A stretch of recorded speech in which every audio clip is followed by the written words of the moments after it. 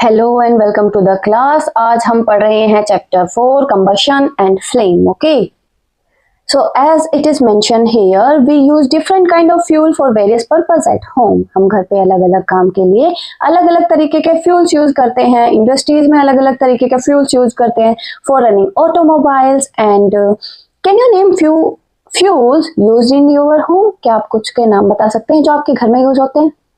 तो भैया जल्दी जल्दी बताओ, मैं जल्दी से चेक करती हूँ।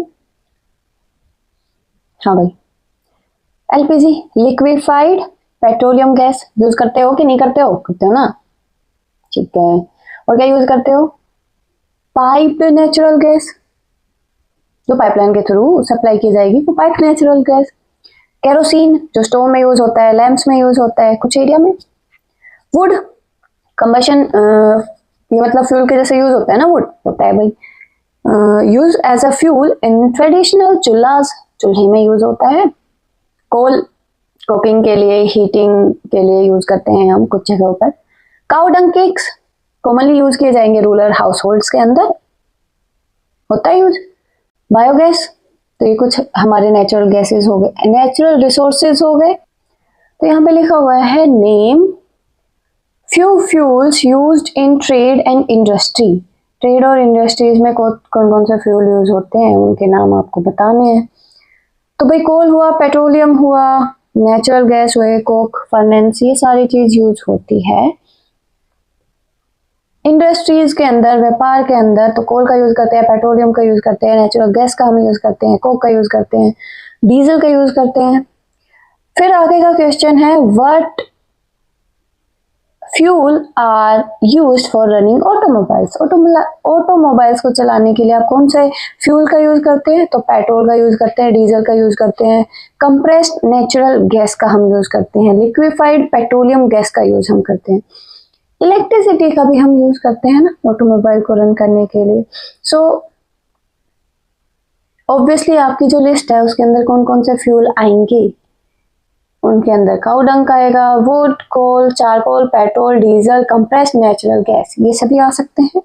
तो ट्रेड और इंडस्ट्री में जो फ्यूल यूज होता है वो coal, petroleum, natural gas, coke. Automobile में यूज होने वाले पेट्रोल होते हैं, ऑटोमोबाइल में डीजल यूज होता है, ऑटोमोबाइल में सीएनजी यूज होता है, ऑटोमोबाइल में एलपीजी यूज हो सकता है, इलेक्ट्रिसिटी यूज हो सकती है। ठीक है, ये सब कुल मिला के हमारे पास फ्यूल है जो हम यूज करते हैं।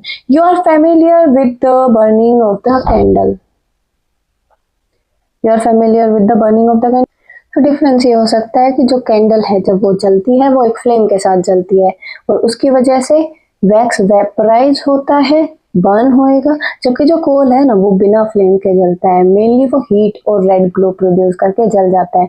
यानी कि कोल जनरली बर्न्स विदाउट फ्लेम, जबकि जो कैंडल है that burn with the flame. Okay, wax melt करके वेपोराइज होएगा और बर्न होएगा। कोल डायरेक्टली बर्न होता है क्योंकि एक सॉलिड फ्यूल होता है। ठीक है, it give light and heat. जो कैंडल है वो लाइट देती है, हीट देती है, जबकि जो कोल है मेनली हीट प्रोवाइड करता है, ये रेड ग्लो आपको देगा। ठीक है, बर्निंग ऑफ द कैंडल, जब हम कैंडल को जलाते हैं तो वो लेस स्मोक प्रोड्यूस करेगी और अगर वो अच्छे से जल रही होगी तब। लेकिन जब कोल जलता है वो ज्यादा ऐश, ज्यादा स्मोक प्रोड्यूस करता है। So what is the difference between the burning of candle and the burning of the fuel like coal? So maybe you were able to guess right. Candle burn with the flame whereas coal does not. Similar, you will find many other material burning without a flame. Let us study the chemical process of burning and the type of flame produced during the process. जलने के दौरान, burning के दौरान किस किस तरीके की flame produce होती है उसके बारे में हम पढ़ते हैं। कंबशन क्या होता है? Recall the activity of burning of magnesium ribbon performed in the class 7. We learned that magnesium burned to form magnesium oxide. Magnesium को हमने जलाया और वो रिबन, मैग्नीशियम का रिबन जब हम बर्न करते थे तो मैग्नीशियम ऑक्साइड बना रहे थे, हीट और लाइट वो प्रोड्यूस कर रहा था। We can perform a similar activity with a piece of charcoal, हम चारकोल के साथ भी ये सिमिलर एक्टिविटी कर सकते हैं। Hold a piece of pair of tongs and bring it near the flame of a candle and Bunsen burner. What would you observe? आप क्या observe करते हो? So we find that charcoal burn in air and you know that coal to burn in the air produce carbon dioxide, heat and light. ठीक है, अब यहाँ पे देखो मैग्नीशियम रिबन हमने बर्न किया, देखो चैप्टर था ये, स्टार्टिंग ही हुई है। मैग्नीशियम रिबन बर्न किया, बर्निंग ऑफ मैग्नीशियम की वजह से ये यहाँ पे दिखाया है एस प्रोड्यूस हो रही है। So a chemical process in which substance react with the oxygen to give off heat, एक ऐसी रासायनिक प्रक्रिया जिसमें एक सब्सटेंस रिएक्ट करता है ऑक्सीजन के साथ ताकि वो हीट दे सके, वो कंबशन कहलाती है। The substance that undergoes combustion is said to be combustile. वो substance जिसका combustion होता है वो combustile कहलाता है, combustile fuel कहलाता है, ठीक है। So it is also called fuel. The fuel may be solid, liquid or gas and sometimes light is also given off during combustion. कभी कभी ऐसा होता है combustion के दौरान पे light भी release होती है, either as a flame or as a glow. कभी फ्लेम के तौर पे और कभी ग्लो के तौर पे लाइट दी जाती है। So in the reaction mention abou magnesium and the charcoal are combustible substance, यानी कि यही जलेंगे। So we were told that food is a fuel for our body, हमें ये बताया गया था कि खाना फ्यूल होता है हमारे शरीर के लिए। सो हाँ, भूजो बिल्कुल सही बोल रहा है। Food is often called fuel for our body because it provide the energy needed to perform all the life activities and explanation which I want to give is just as petrol, diesel, CNG provide energy to the vehicle, food provide energy to our body. The food we eat is digested and converted into simpler substance, and during respiration these substance get react with the oxygen and release energy, and which is used for walking and running, for studying and thinking. So growth and repair of the body tissue is also done with the help of that energy. Maintaining of the body temperature is also done with the help of that energy which we get from the food. All other body function are also done by that only. So short, अगर मैं short way में इस बात को बोलना चाहूँ तो कैसे बोलूँगी? Food is called fuel for our body because it provide energy required for all body activities through the process of respiration. So here पहली क्या कह रही है? Right, so in our body food is broken down by the reaction of oxygen and heat is produced. We learn that in class 7th, हमने class 7th में पढ़ा था। अब एक यहाँ पर एक्टिविटी दी गई है, एक्टिविटी 4.1, ठीक है भाई।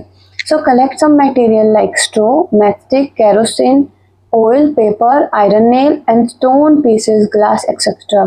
Under the supervision of your teacher, try to burn each of these material one by one. If the combustion takes place, mark the material combustile and otherwise mark it non-combustile. ठीक है, so please complete this. तो जब तक आप इस table को complete कर रहे हैं हम आगे पढ़ लेते हैं, फिर हम इसको डिस्कस करेंगे टेबल को, ठीक है। So can you name some more substance which are combustible? You can add those in table 4.1, इस टेबल में आप ऐड कर सकते हो, इनके अलावा कुछ और कंबस्टाइल आप ऐड करना चाहें तो। So let us investigate condition under which combustion takes place. अब हमें वो पढ़ना है कि किन कंडीशंस के अंदर कंबशन होता है, और आई थिंक अब आपने ये कर लिया होगा, तो हम पहले ये टेबल डिस्कस कर लेते हैं। तो आप मुझे जल्दी से बताइए, यहाँ पर जो टेबल 4.1 है हमारी, कंबस्टाइल और नॉन कंबस्टाइल सब्सटेंस का आपने कैसे किया है? मटेरियल हमारा वुड था, वुड की इमेज मैंने आपको दिखा दी है, तो ये कंबस्टाइल है भाई, जल जाएगा तो कंबस्टाइल है, नॉन कंबस्टाइल तो नहीं है ना, बिल्कुल नहीं है। ओके, आगे बताओ। पेपर कंबस्टाइल है, जल जाएगा, इसलिए हमने कंबस्टाइल पे टिक किया है।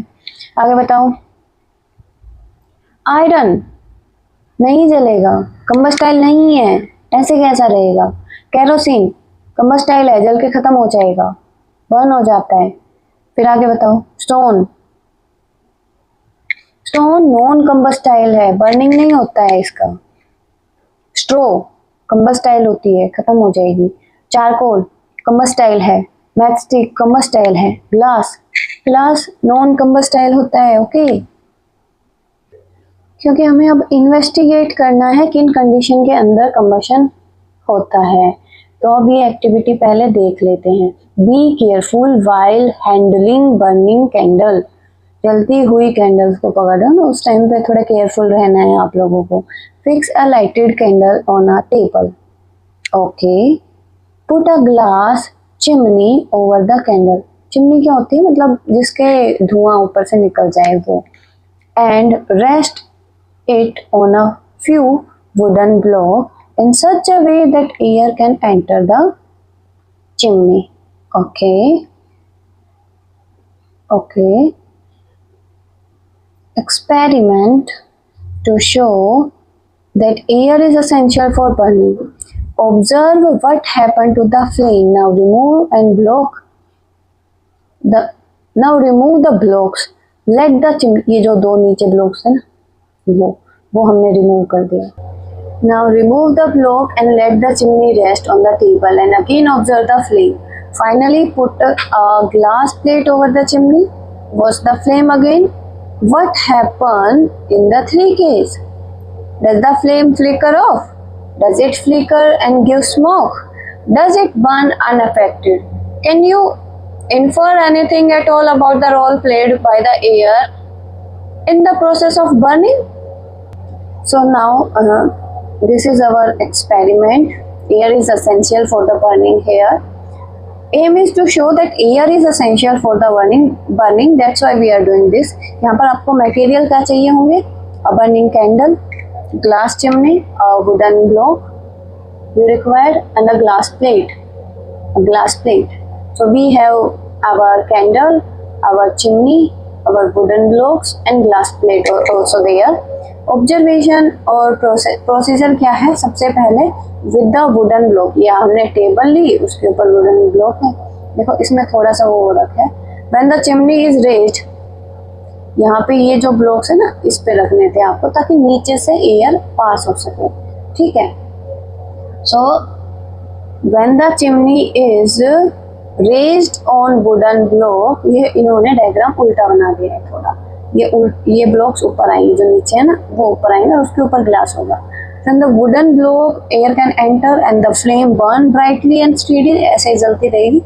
And without, अब ये जो है ना, ये दो छोटी, देखो NCERT में जो ये ब्लॉक्स हैं, वो इमेज दिखाती हूँ आपको एक बार क्लियर करने के लिए। डायग्राम ये देखो, तो यहाँ पर नीचे टेबल थी, टेबल के ऊपर दो वुडन ब्लॉक है, ताकि जो एयर है ना, वो एयर आराम से यहाँ से एंटर करेगी और एग्जिट करेगी। तो एक सर्कुलेशन बना हुआ है, तो ऑक्सीजन का सप्लाई प्रॉपर है यहाँ पर।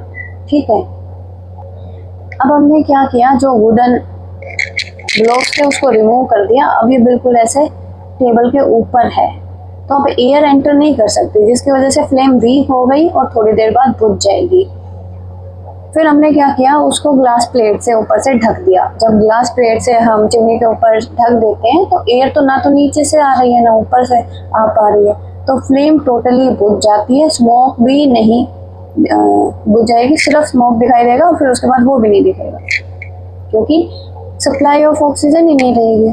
तो ऑब्जर्वेशन क्या है, जब वुडन ब्लॉक थे तो एयर भी वहां पर थी, जिसकी वजह से ब्राइट और स्टेडी फ्लेम थी। ठीक है। स्मोक नहीं था क्योंकि अच्छे से जल रही थी।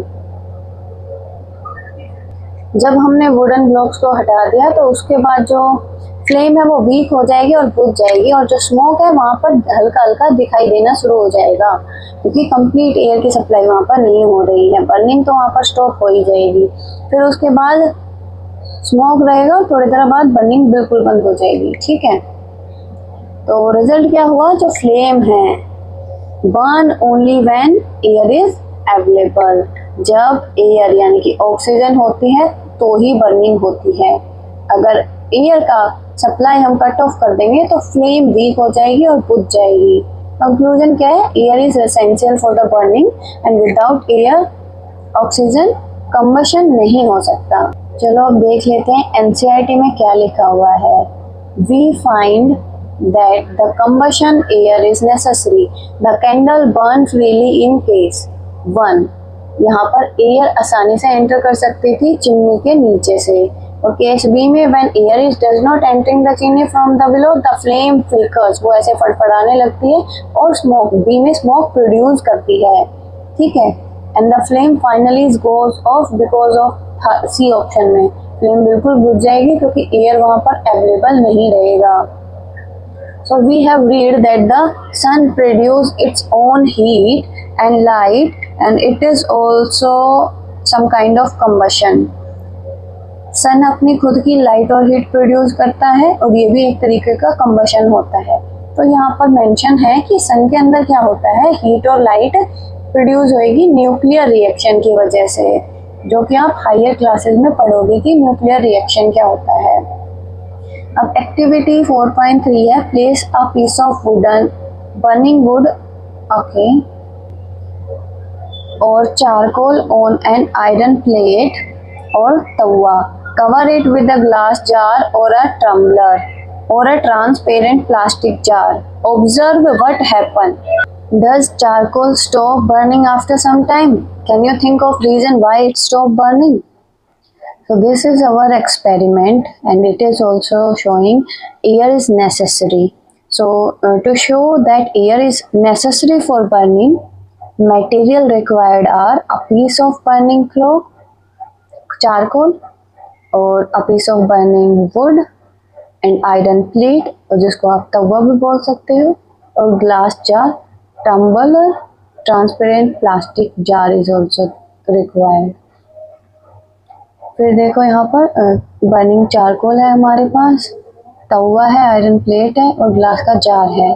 तो हमने क्या किया, आयरन प्लेट के ऊपर, तवे के ऊपर एक चारकोल रखा, जलता हुआ चारकोल, और उसको ग्लास जार से या फिर टम्बलर से, ट्रांसपेरेंट प्लास्टिक जार से ढक दिया। ऑब्जर्व किया कुछ मिनट्स बाद, after some time the charcoal stop burning. So आपने क्या ऑब्जर्व किया है, at first the charcoal burn with the flame and the glow, और आफ्टर सम टाइम क्या हुआ, द ग्लो बिकम वीक, उसका जो ग्लो है वो वीक हो गया, एंड फाइनली जो चारकोल है वो स्टॉप हो गया बिल्कुल। सो बर्निंग के लिए हमें ऑक्सीजन चाहिए होगी। जब जार को हम ढक देते हैं एक बर्निंग चारकोल के ऊपर, तो ऑक्सीजन का जो सप्लाई है वो लिमिटेड हो जाएगा, तो कोई फ्रेश एयर उसको नहीं मिल पाती है, इसलिए चारकोल जलना बंद हो जाता है। तो लिमिटेड एयर मतलब ऑक्सीजन भी लिमिटेड है इनसाइड द जार, तो ऑक्सीजन अगर नहीं है तो अंदर वाली ऑक्सीजन जब यूज अप हो जाएगी तो चारकोल जलना बंद कर देगा। तो इसका मतलब ये है, it is necessary for the burning, when air और ऑक्सीजन इज नॉट अवेलेबल तो बर्निंग स्टॉप हो जाती है। भैया यहाँ पे लिखा हुआ है, आपने सुना होगा जब किसी इंसान के कपड़े आग पकड़ लेते हैं, the person is covered with a blanket, उसको कंबल से ढका जाएगा ताकि आग को बुझाया जा सके। सोच सकते हो ऐसा क्यों किया हुआ होगा। देखो ये इंसान को ब्लैंकेट से कवर कर दिया हमने, जिसके कपड़े आग पकड़ गए थे। तो now recall some of your experience. एक जो मैच स्टिक है, क्या वो खुद से जलती है या तुम कैसे जलाते हो, याद करो। एक पीस ऑफ पेपर तो जलाया ही होगा, तब जलती हुई माचिस उसके पास लाई जाती है तो क्या होता है।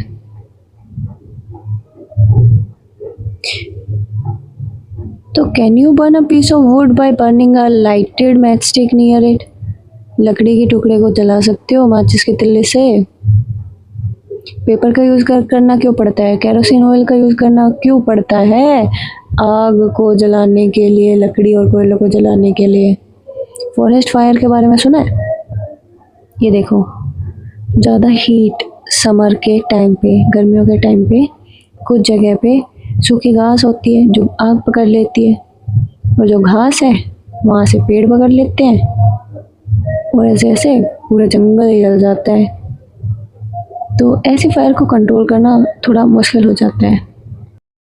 Does these experiments tell you that different substance catches fire at different temperature? क्या ये एक्सपीरियंस आपको ये बताता है, एक्सपेरिमेंट नहीं एक्सपीरियंस आपको ये बताता है कि अलग अलग सब्सटेंस अलग अलग टेम्परेचर पे आग को पकड़ते हैं? बिल्कुल बताते हैं। So the lowest temperature at which the substance catches fire is called ignition temperature. Ignition temperature क्या हुआ फिर? Lowest temperature जिसके ऊपर कोई भी substance आग को पकड़ता है वो ignition temperature कहलाता है। क्या कहलाता है? Ignition temperature. Can you tell now why a matchstick does not catch fire on its own at room temperature? तो आप मुझे बताओ कि क्यों एक माचिस की तिल्ली खुद से रूम के ऊपर पड़े पड़े ही आग नहीं पकड़ लेती? Why does the matchstick start burning on rubbing it on the side of matchstick? जब हम उसको matchstick माचिस की डिब्बी के जो बॉक्स पे साइड में कुछ पेस्ट लगा हुआ होता है ना, उस पे रगड़ते हैं तभी वो जलना क्यों शुरू करती है? बताओ मुझे। क्योंकि देखो इग्निशन टेम्परेचर तभी आता है ना उसका।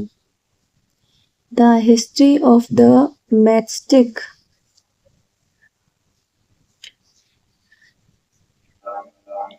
The history of the matchstick is very old. बहुत पुरानी है माचिस की का इतिहास। More than 5,000 year ago, small piece of pine wood dipped in the sulfur. देखो छोटे छोटे टुकड़े पाइन वुड के हमने सल्फर में डिप की and were used as the माचिस। माचिस की तिल्ली की तरह यूज करना शुरू किया एंशिएंट इजिप्ट वाले लोगों ने। अब जो मॉडर्न सेफ्टी वाले माचिस की तिल्लियाँ आ रही हैं वो तो अभी 200 साल पहले बनाई गई है। तो हम कोई भी सूटेबल लकड़ी का टुकड़ा लेंगे, सूटेबल मैच वुड लेंगे, सूटेबल वुड लेते हैं और उसके ऊपर एक मिक्सचर लगाते हैं। वो मिक्सचर किसका होता है? Antimony trisulphide, antimony trisulphide, potassium chlorate और वाइट फॉस्फोरस, जिसको हम ग्लू और स्टार्च के साथ अप्लाई करते हैं लकड़ी के ऊपर। तो माचिस की तिल्ली में क्या होता है? एंटीमनी ट्राइसल्फाइड, पोटासियम क्लोरेट और white phosphorus with some glue and starch was applied on the head of match. वापस से याद करो।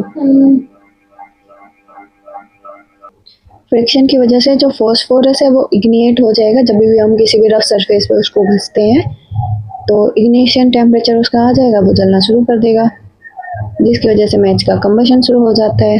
जबकि जो वाइट फॉस्फोरस है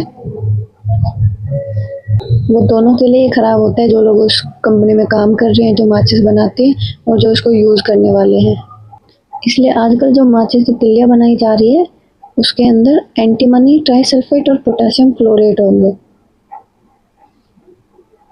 and the rubbing surface has powdered glass, और उसके ऊपर हल्का हल्का पाउडर फॉर्म में ग्लास होता है और थोड़ा सा रेड फॉस्फोरस होता है जो कि वाइट फॉस्फोरस से कम डेंजरस होता है। रेड फॉस्फोरस जब हम माचिस की तिल्ली को उस रबिंग सरफेस पे घसते हैं तो कुछ जो रेड फॉस्फोरस है ना वो वाइट फॉस्फोरस में कन्वर्ट हो जाएगा और इमीडिएटली रिएक्ट करेगा पोटासियम क्लोरेट के साथ, और जिसकी वजह से मैच स्टिक को इनफ इग्निशन टेम्परेचर मिल जाएगा और वो इग्निएट हो जाएगी, हीट मिल जाएगी, जिसकी वजह से वो इग्निएट हो जाएगी। तो एंटीमनी ट्राइसल्फेट कंबशन शुरू कर देता है।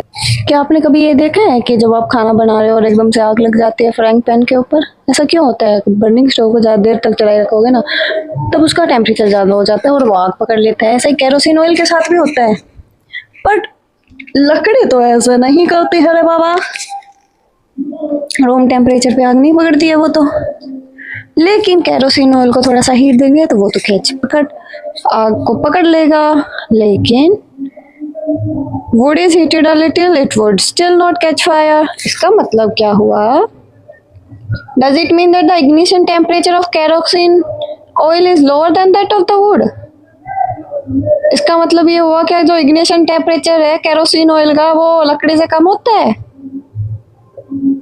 तो इसका मतलब हमें केरोसिन ऑयल का स्पेशल ध्यान रखना पड़ेगा। क्योंकि वो तो ऐसे ही आग पकड़ लेते हैं। ये जो नीचे एक्टिविटी दी गई है ना,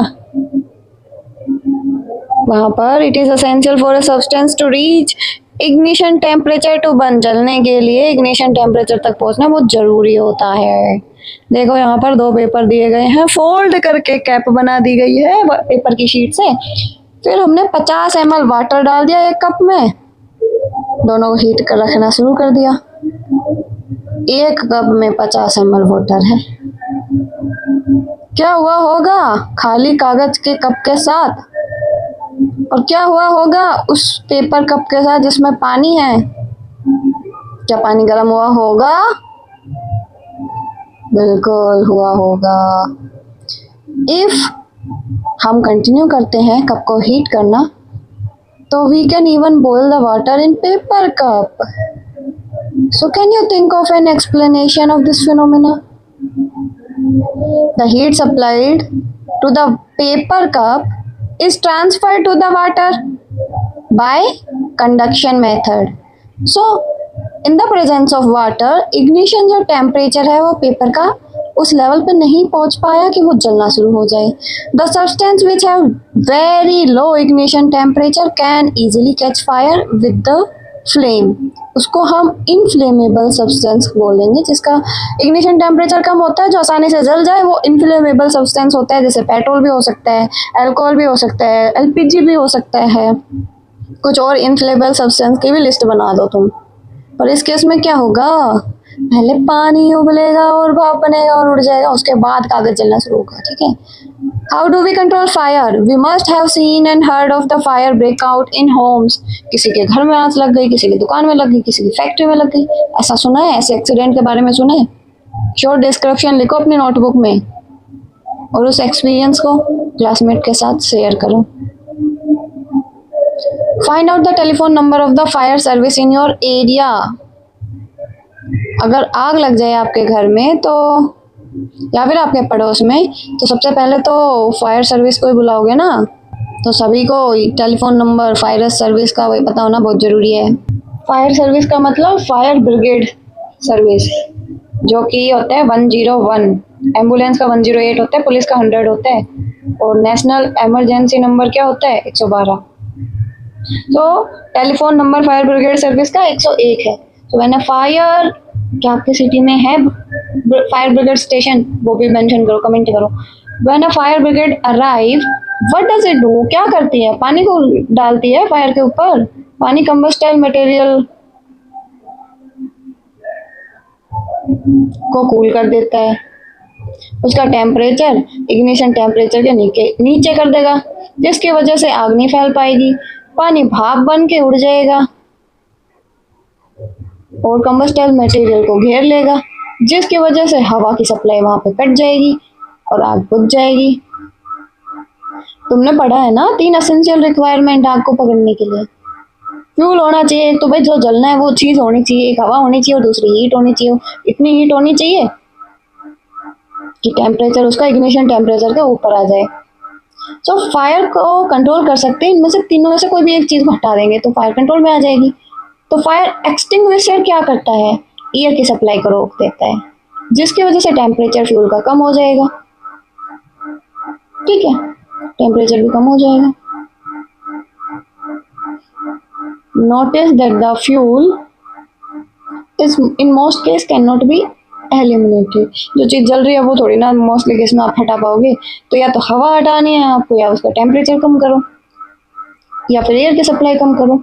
तो हम बिल्डिंग को आग पकड़ने से रोकने के लिए सबसे पहले, देखो वहाँ पे बिल्डिंग ही पूरा फ्यूल है, तो बिल्डिंग को थोड़ी हटा सकते हो।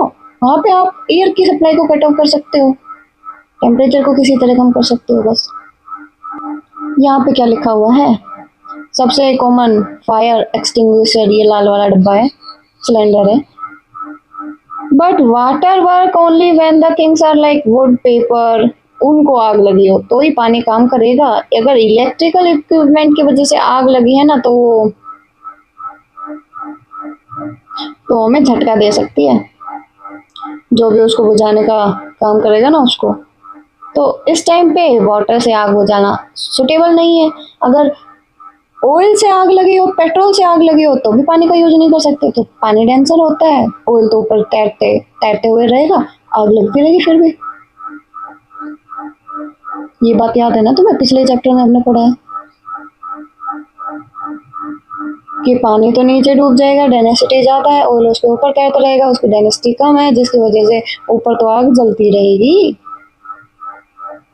तो जब भी आग इलेक्ट्रिकल इक्विपमेंट की वजह से लगे या किसी इनफ्लेमेबल मटेरियल जैसे कि पेट्रोल हुआ, कार्बन डाइऑक्साइड, उसको उसकी वजह से लगे ना, तो सबसे बेस्ट एक्सटिंग्विशर कार्बन डाइऑक्साइड होती है, क्योंकि ये हैवी होती है ऑक्सीजन से ज़्यादा, और आग के चारों तरफ ब्लैंकेट कंबल के जैसे काम करती है। फ्यूल और ऑक्सीजन के बीच में अड़ जाएगी, फायर को कंट्रोल कर लेगी। The added advantage of CO2 is that in most cases it does not harm the electric equipment. ज़्यादातर केस में CO2 इलेक्ट्रिक इक्विपमेंट को कोई हार्म नहीं पहुंचाती है गैस। तो how do we get the supply of carbon dioxide? इसको हम स्टोर करते हैं सिलेंडर के अंदर हाई प्रेशर पे, लिक्विड फॉर्म में। किस फॉर्म में एलपीजी को स्टोर करते हैं सिलेंडर में? वो भी लिक्विड फॉर्म में। जब ये सिलेंडर से निकलती है तो CO2 एनॉर्मसली, मतलब बहुत ही ज़्यादा वॉल्यूम को ऑक्यूपाई करती है, CO2 फैल जाती है, ठंडी कर देती है आसपास के एरिया को।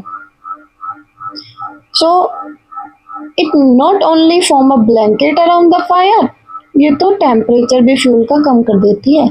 तो सबसे एक्सीलेंट फायर एक्सटिंग्विशर साबित हुई ना, क्योंकि एयर का सप्लाई भी रोक गया, इग्निशन टेम्परेचर से भी कम पे लिया फ्यूल को।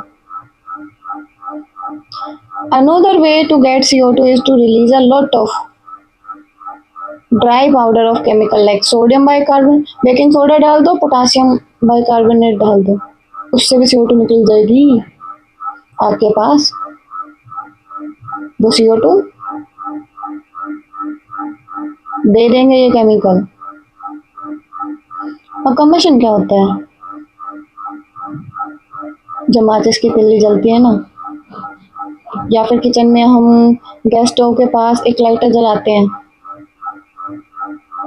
जब भी हम गैस स्टोव को ओपन करते हैं तो कुछ चीज आपने ऑब्जर्व करी? देखो, पेरेंट्स के सामने ही करना, अगर करना है तो उनकी प्रेजेंस में, अकेले मत ट्राई करने लग जाना। हमने एक चीज देखी, हीट और लाइट बड़ी जल्दी से वहां पर प्रोड्यूस होती है जैसे ही लाइटर मारते हैं, वो जो रैपिड कंबशन कह सकते हैं हम उसको, क्योंकि बड़ी जल्दी आग पकड़ा है उसने, बड़ी जल्दी हीट और लाइट देने लग गए हम। कुछ सब्सटेंस होते हैं जैसे फास्फोरस हुआ, वो तो कमाल का ही आदमी है मतलब सब्सटेंस है। क्यों? कि रूम टेम्परेचर पे ही जलना शुरू कर देता है भाई, उसको तो थाली बैठे बैठे हाँ क्या करे, जलना शुरू कर दे। वो हाल है फास्फोरस का। The type of combustion in which a material suddenly bursts into flame without the application of any apparent cause, बिना किसी कारण के जो जलना शुरू हो जाए वो spontaneous combustion कहलाता है, एकदम से हुआ combustion। Spontaneous combustion of coal dust has resulted in many disaster fire. In coal mine, spontaneous forest fire are sometimes due to the heat of the sun and due to the lightning strike, बिजली पड़ जाए या फिर सूरज की गर्मी की वजह से भी ऐसे एकदम से आग लग सकती है, लगातार गर्मी की वजह से। However, most forest fire are due to carelessness of human. इंसानों की लापरवाही की वजह से फॉरेस्ट फायर लगती है ज्यादातर। It is important to remember that the campfire must be completely extinguished before leaving the forest after a picnic or visit. पूरी तरह बुझाया करो जब भी पिकनिक पे जाओ, आपकी जो कैंप की फायर है उसको completely बुझा के आया करो, अपनी केयरलेस की वजह से पूरा फॉरेस्ट बर्बाद कर देते हो। We generally have firework on festival days. When a cracker is ignited, a sudden reaction takes place with the evolution of heat, light and sound. Heat निकलती है, लाइट निकलती है और आवाज भी होती है, वहां पर सडन रिएक्शन होती है पटाखों में, बहुत ही लार्ज अमाउंट में गैस वहां पे निकलती है। इस तरीके की जो रिएक्शन होती है उसको हम एक्सप्लोजन बोलते हैं। एक्सप्लोजन तब भी हो सकता है अगर हम प्रेशर अप्लाई कर दें किसी क्रैकर पे, वो फेंकते हैं ना पप पप पप पप पप, वो प्रेशर की वजह से फट रहे हैं। फ्लेम्स, एलपीजी की फ्लेम देखिए, उसका कलर ऑफ फ्लेम बता सकते हो, किस कलर की फ्लेम होती है कैंडल की, याद है? मैग्नीशियम रिबन जलाया था क्लास 7th में, वो याद है? If you do not have experience of burning the remaining item, you can do that now. Candle जलाओ, मैग्नीशियम रिबन जलाओ, कैंपर जलाओ, केरोसिन स्टोव जलाओ, चारकोल जलाओ और देखो क्या होता है। ये देखो भाई, कैंडल की flame of the kitchen stove are different in colour. Why देखो भैया, केरोसिन लैंप है, कैंडल है और बर्नर है, बंसन बर्नर है। अपनी ऑब्जर्वेशन को रिकॉर्ड करो, मेंशन करो कि कौन सा गर्म था, किसकी फ्लेम कैसी थी।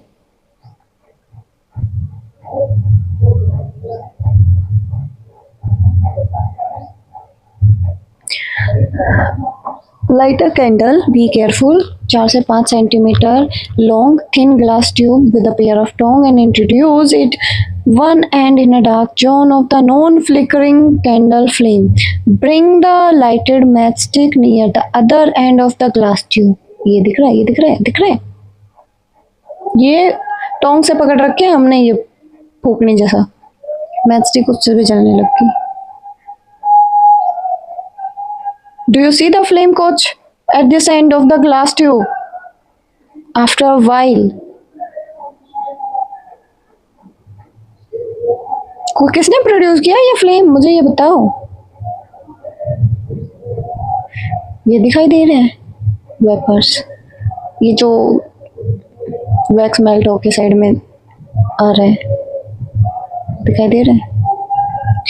Substance which vaporize during burning give flame. For example, kerosene oil and molten wax rise through the wick.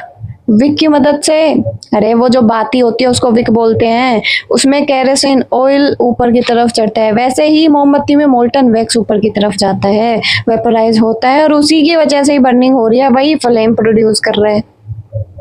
Charcoal on the other hand does not vaporise and so does not produce a flame. वो vaporise नहीं होता तो flame भी नहीं देता।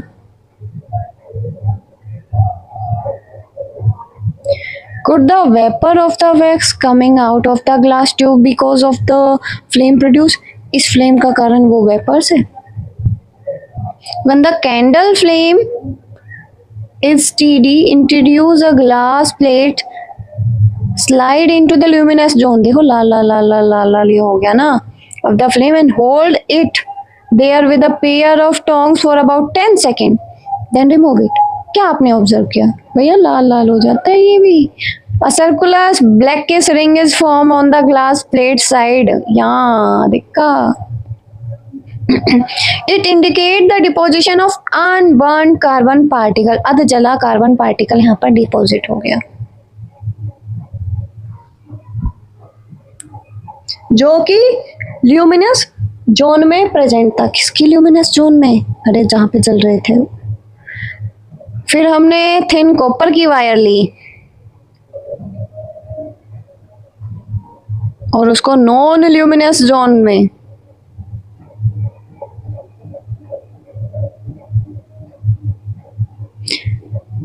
तीस second के लिए रखा। फिर नोटिस किया the portion of the copper wire just outside the flame get red hot.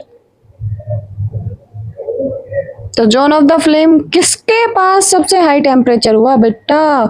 देखो ये वाला रेड हो गया और ये तो काला काला हो गया। किसके पास इसका मतलब ज्यादा टेम्परेचर था? जो सबसे बाहर वाला है, जो ल्यूमिनस नहीं है, वो सबसे हॉटेस्ट पार्ट है। The fact is this that this part of the flame is the hottest part. अब मोमबत्ती के डिफरेंट डिफरेंट जोन देख लो। सबसे नीचे है, ये है भैया वैक्स, ठीक है भाई, और ये है उसकी wick. Innermost zone of the unburned wax vapour. यहाँ पे वैक्स जल नहीं रहा है, वेपर सी है बस।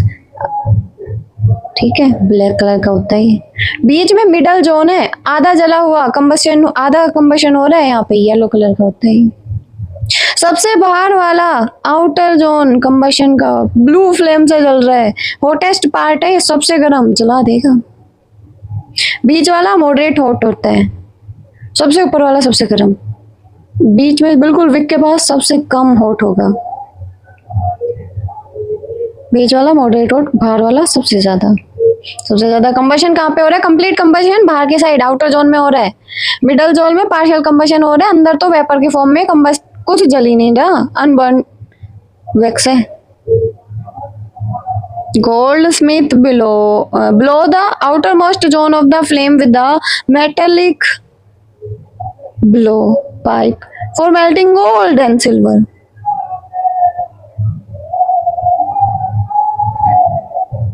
ये दिख रहा है।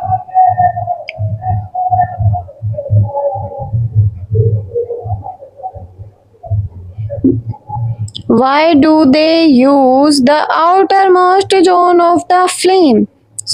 अरे ये ब्लू हिस्से को यूज कर रहे हैं बस गोल्ड को जलाने के लिए। गोल्ड स्मिथ है, blowing through a metallic pipe.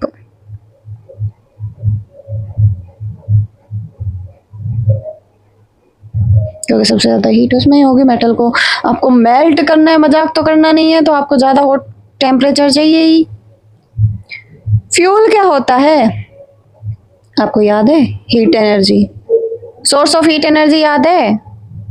Domestic और इंडस्ट्रियल पर्पस में आपको लकड़ी चाहिए, चारकोल चाहिए, पेट्रोल चाहिए, केरोसिन चाहिए ना, ये सब्सटेंस तो फ्यूल थे। एक अच्छा फ्यूल वो होता है जो आसानी से अवेलेबल हो, सस्ता हो, आसानी से जल जाए, मॉडरेट रेट पे जले, एकदम से जल के खत्म ना हो, और लार्ज अमाउंट में हीट हमें दे, और कुछ अनडिजायरेबल सब्सटेंस पीछे छोड़ के ना जाए। ऐसा तो प्रोबेबली कोई भी फ्यूल नहीं है जिसको हम आइडियल फ्यूल मान ले कि बेस्ट है, कुछ तो पीछे छोड़ेगा ही नहीं। जितना दोगे उतनी एनर्जी हीट प्रोड्यूस करके जाएगा। तो हमें बस काम चलाओ देखना है। So we should look for a fuel which fulfill the most the requirement of the particular use. देखो अलग अलग रेट के, अलग अलग कॉस्ट के फ्यूल होते हैं। कुछ फ्यूल्स चीपर होते हैं बाकी फ्यूल्स के कंपैरिजन में। तो आप एक ऐसी लिस्ट बनाओ ना जो आपके फेमिलियर हो, सारे फ्यूल्स जो आपको पता हो उनकी बनाओ, फिर उनको सॉलिड, लिक्विड और गैसियस फ्यूल में डिस्ट्रीब्यूट करो। अब यहाँ पर रोल आता है फ्यूल एफिशिएंसी का। आपको बोला गया है कि ये 100 ml पानी है, उसको गर्म करना है। एक बार तो आप ऊपर लो, काव डंक लो, कोल लो, एलपीजी लो फ्यूल के तौर पे। Which fuel would you prefer? LPG choose करूंगी, जल्दी से हो जाएगा मेरा काम। रीजन बताओ। अपने पेरेंट्स की मदद लो और फिर ये काम करो। क्या सेम अमाउंट में हीट प्रोड्यूस करेंगे ये तीनों?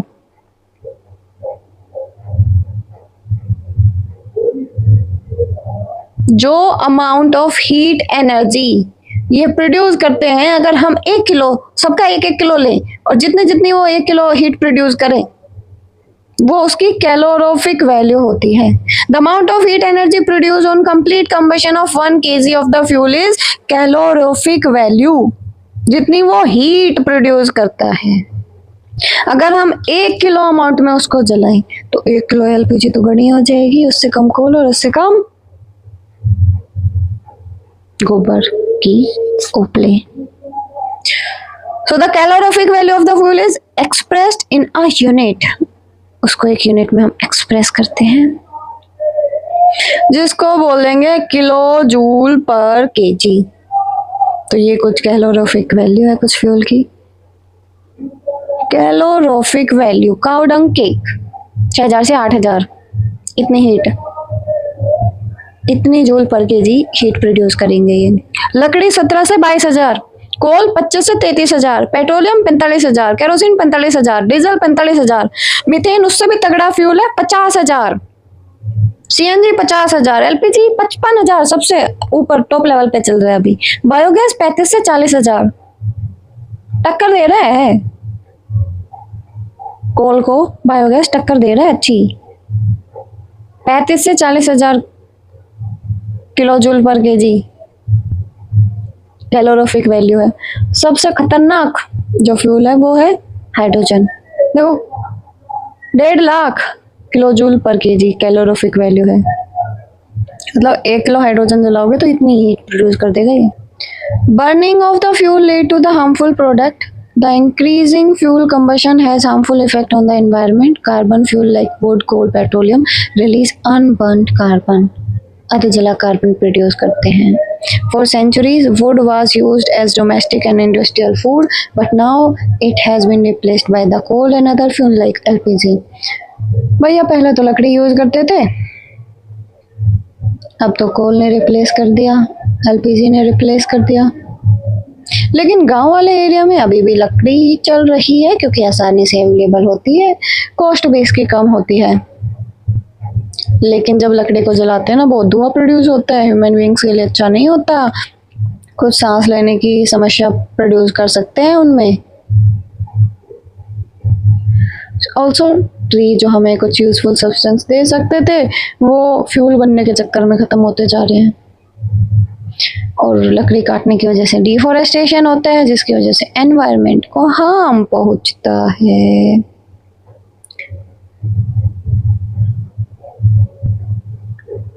So the carbon fuel like wood, coal, petroleum release unburned carbon particle, carbon particle produce करते हैं जो अधजले होते हैं।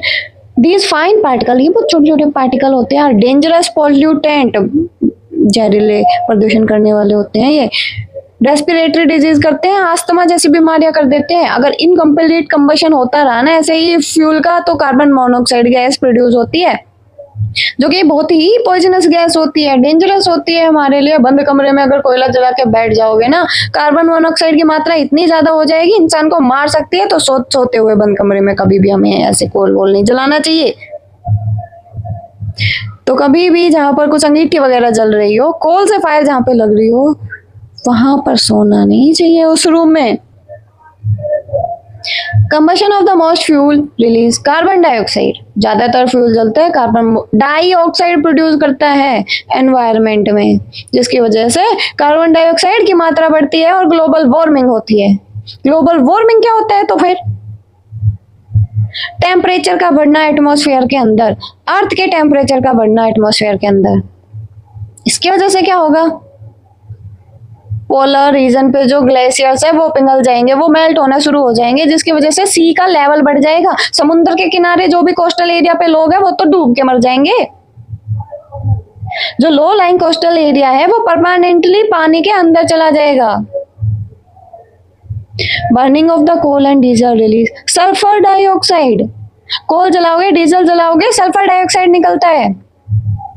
बहुत ही घुटन करने वाली, सफोकेशन करने वाली गैस होती है, कोरोसिव गैस होती है, जला देती है। Moreover petrol engine give of gas oxide of nitrogen and oxide of sulphur and nitrogen dissolve in rain water. जो पेट्रोल का इंजन है वो नाइट्रोजन के ऑक्साइड देता है, डीजल का इंजन सल्फर के ऑक्साइड देता है। बारिश होएगी, बारिश के पानी में सल्फर और नाइट्रोजन के ऑक्साइड मिल जाएंगे और एसिड बना देंगे, एसिड रेन होने लग जाएगी जो हमारी फसलों के लिए, क्रॉप्स के लिए हार्मफुल होती है, बिल्डिंग्स को खराब कर देती है, मिट्टी को खराब कर देती है। तो इसीलिए हमें डीजल और पेट्रोल जैसे फ्यूल को ऑटोमोबाइल से हटाकर सीएनजी कंप्रेस्ड नेचुरल गैस जैसे फ्यूल को यूज करना चाहिए। क्यों? सीएनजी कम मात्रा में यूज होएगा, हार्मफुल प्रोडक्ट भी नहीं देता है तो थोड़ी मात्रा में देता है हार्मफुल प्रोडक्ट। इसलिए हम कह सकते हैं कुल मिला के सीएनजी क्लीनर फ्यूल है। अब हमारा चैप्टर खत्म, कीवर्ड शुरू। एसिड रेन क्या होती है अभी पढ़ा है, कैलोरीफिक वैल्यू क्या होता है अभी पढ़ा है, combustion, deforestation, explosion, flame, fire, ये चलो सर अभी पढ़ा देती हूँ। उससे पहले हम व्हाट वी हैव लर्न एक बार देख लेते हैं, फिर उन सब कीवर्ड्स को करवाती हूँ। Don't worry.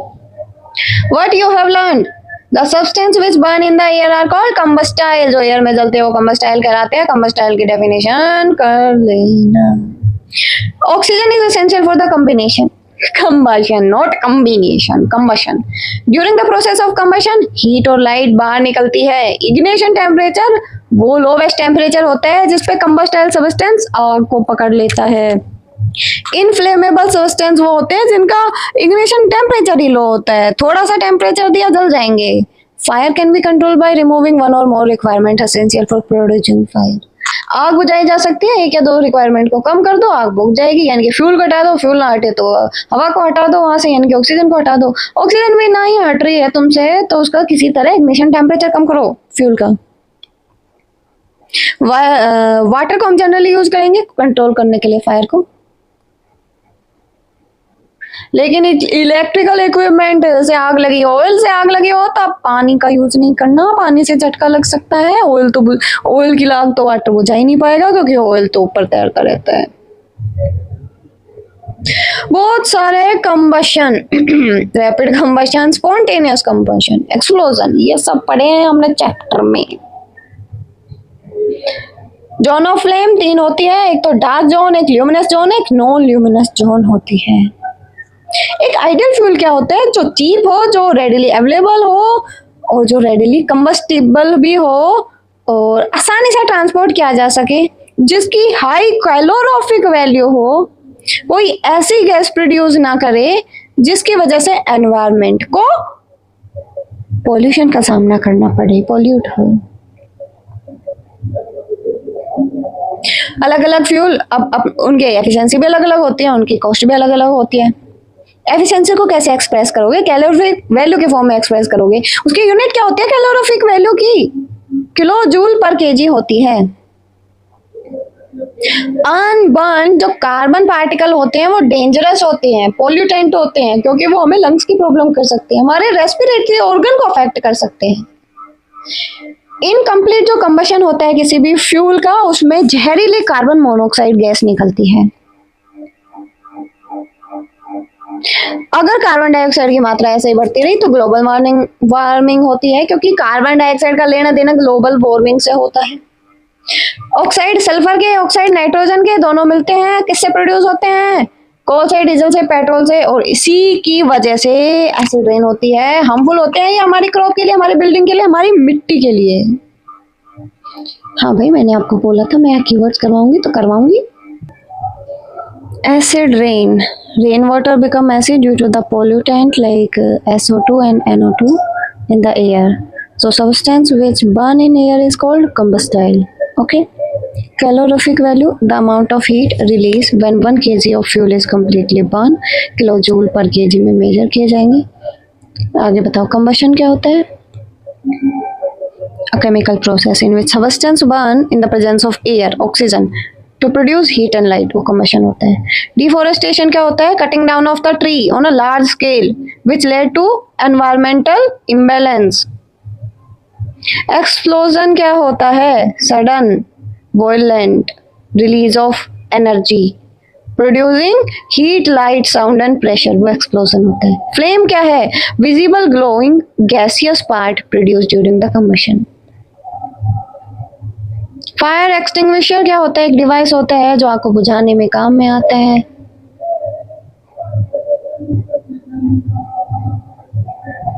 फ्यूल क्या है? एक ऐसा सब्सटेंस होता है जो हीट और एनर्जी प्रोड्यूस करता है. फ्यूल एफिशिएंसी क्या है? एक मेजरमेंट है कितना इफेक्टिवली कोई फ्यूल हमारे लिए यूजफुल है एनर्जी देने के लिए. ग्लोबल वार्मिंग क्या है? ग्रेजुअल जो इंक्रीज होता है अर्थ के टेम्परेचर में, ग्रीन हाउस गैसेज जैसे जैसे बढ़ती है एटमॉस्फेयर में, वो ग्लोबल वार्मिंग का कॉज बनती है. आइडियल फ्यूल क्या होता है? जो सस्ता होता है, रेडिली अवेलेबल होता है, आसानी से जल जाता है, आसानी से ट्रांसपोर्ट किया जा सकता है, हाई कैलोरीफिक वैल्यू होती है और पोल्यूशन को ना करे, वो आइडियल फ्यूल होता है. इग्निशन टेम्परेचर क्या है? वो लोवेस्ट टेम्परेचर है जिसके ऊपर कंबस्टिबल सब्सटेंस आग को पकड़ लेता है. इनफ्लेमेबल सब्सटेंस क्या है? वो सब्सटेंस जो आग को पकड़ ले बहुत ही लो इग्निशन टेम्परेचर पे. टेम्परेचर ही क्या होता है? कोई चीज कितनी ठंडी या गर्म है उसको मेजर करना. रेट ऑफ कंबशन को भी अफेक्ट करता है. तो भैया याद रखना, हीट मिले, ऑक्सीजन मिले, फ्यूल हो तब ही आग लगती है. तो भाई बताओ जल्दी से जो एयर में जल जाए, कंबस्टेबल सब्सटेंस। ऑक्सीजन जरूरी है कंबशन के लिए, हवा जरूरी है लिखा होता है, मतलब ऑक्सीजन जरूरी है। और जब भी कंबशन होगा हीट और लाइट बाहर निकलेगी, हीट निकल रही है, लाइट निकल, भैया लाइट की एयर बाहर की तरफ करो बाहर की तरफ निकल रही है। इग्निशन टेम्परेचर लोएस्ट टेम्परेचर होता है जिसपे कोई भी कंबस्टेबल सब्सटेंस आग को पकड़ लेता है। इनफ्लेमेबल सब्सटेंस वो सब्सटेंस होते हैं जो लो इग्निशन टेम्परेचर वाले होते हैं, थोड़ा सी आग दिखाओ, ब्लास्ट, धम धम धम धम। फायर को कंट्रोल किया जाएगा कैसे? जो एसेंशियल्स है उनमें से किसी को भी रिमूव कर दो जो आग लगने के लिए जरूरी है। हीट हटा दो, ऑक्सीजन हटा दो या फ्यूल हटा दो, आग अपने आप रुक जाएगी। पानी पानी पानी पानी का हम यूज करते हैं कंट्रोल करने के लिए फायर को।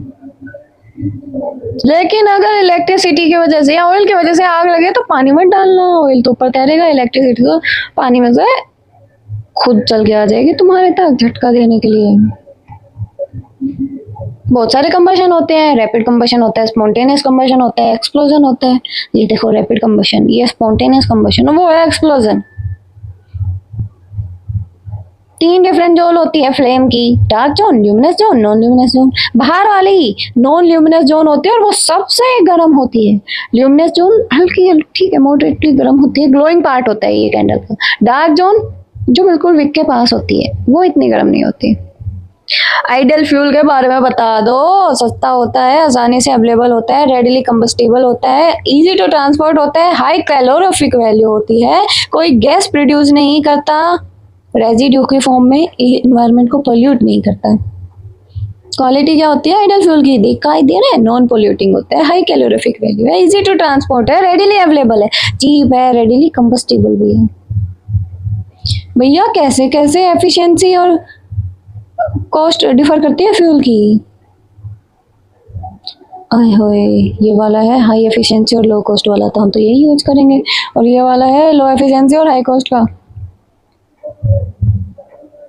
फ्यूल की एफिशिएंसी को कैलोरीफिक वैल्यू के फॉर्म में एक्सप्रेस करते हैं किलो जूल पर केजी में। फ्यूल एफिशिएंसी कैलोरीफिक वैल्यू जिसको बोलते हैं वो किलो जूल पर केजी में नापी जाती है। अनबर्न कार्बन पार्टिकल देखो ऐसे ऐसे हमारे फेफड़ों को खराब करते हैं, डेंजरस पॉल्यूटेंट होते हैं, रेस्पिरेटरी प्रॉब्लम करते हैं। समझ गए? समझ गए? बिल्कुल कोई दिक्कत नहीं ना? कीवर्ड्स करवाने के लिए बोला था, बता करा दिया ना। अब कुछ क्वेश्चंस कर लें इसी चैप्टर के। List condition under which combustion can takes place. बताओ भाई, combustion can takes place when the following condition are met. Number 1 presence of combustible substance और फ्यूल। दूसरा बताओ, the temperature of the fuel is raised to the ignition temperature. ठीक है,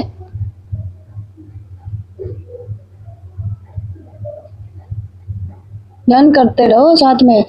list the condition under which combustion can takes place. Combustion can takes place when the following condition are met. सबसे पहले presence of combustible substance or fuel, और presence of oxygen in the air, और the temperature of the fuel is raised to the ignition temperature. हमारा coaching centre Rewari में है, अगर किसी को ऑफलाइन क्लासेस चाहिए तो वो हमसे इंस्टाग्राम पे कनेक्ट कर सकते हैं ऑफलाइन या ऑनलाइन क्लासेस के डिस्कस करने के लिए।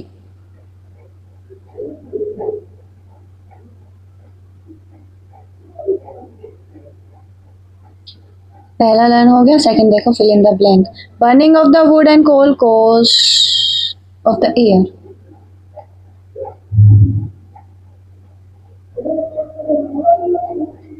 Burning of the wood and coal causes air pollution. A liquid fuel used in home is LPG. Fuel must be heated to it before it start burning. So fuel must be heated to its ignition temperature before it start burning. Okay. Fire produced by oil cannot be controlled by water.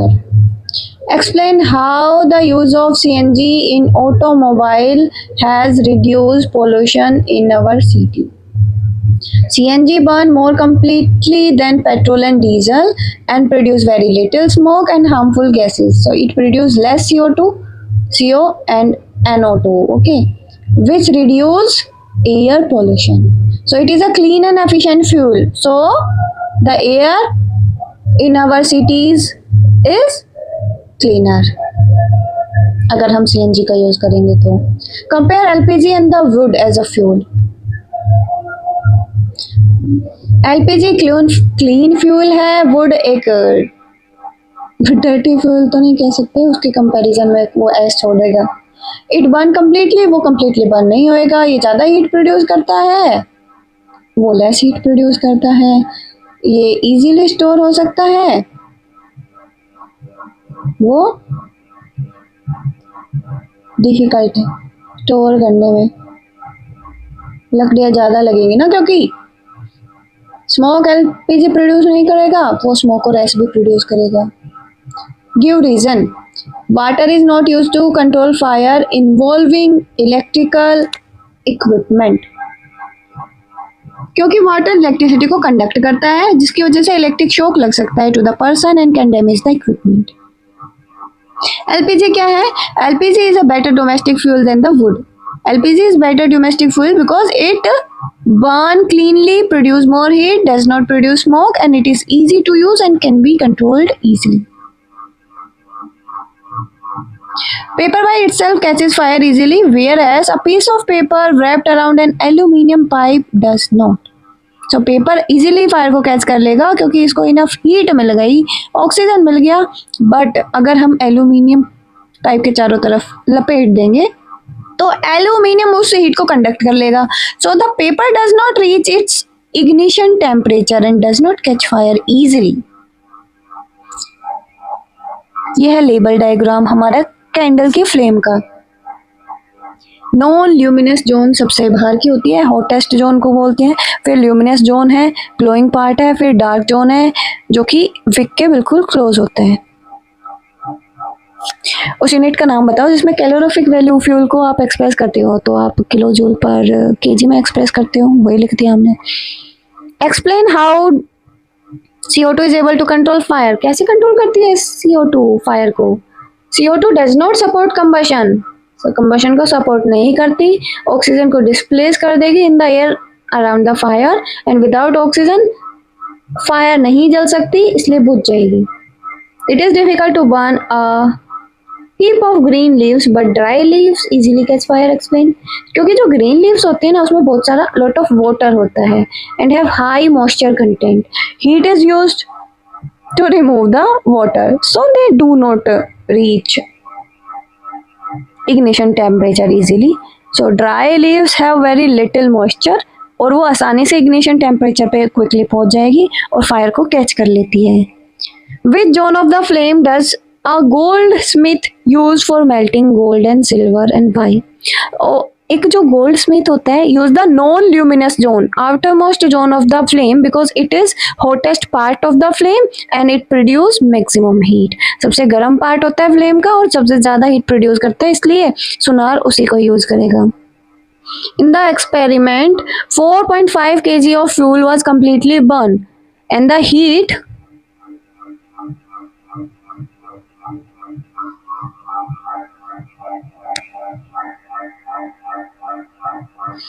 produced was measured to be 1,80,000 kilojoule. Calculate the calorific value of the fuel.